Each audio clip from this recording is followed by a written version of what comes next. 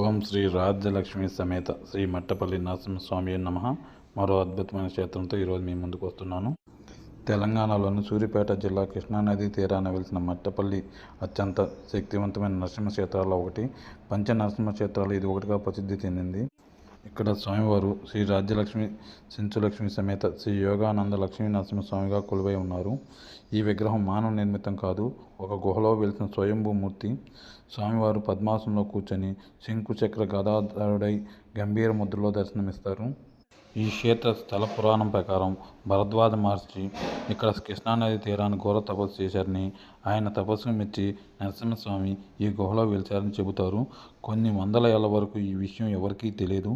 అనంతరం మాసిరెడ్డి అనే భక్తుడిని స్వామివారు కల్లో కనిపించి తను వెలిసిన గుహ మార్గాన్ని చూపించారని, అప్పటి నుంచి ఈ క్షేత్రం వెలుగులోకి వచ్చిందని ప్రతీతి.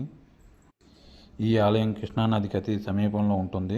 భక్తులు ముందుగా నదిలో స్నానం ఆచరించి ఆ తడి బట్టలతోనే స్వామివారిని దర్శించుకోవడం ఇక్కడ ఒక ఆచారం.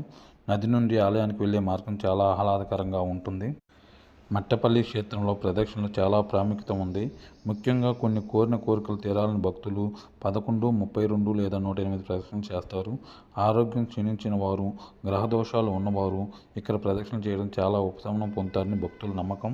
హాయ్ ఫ్రెండ్స్, నచ్చినట్లయితే లైక్ చేయండి, సబ్స్క్రైబ్ చేయండి. ఓం శ్రీ లక్ష్మీ నరసింహస్వామి.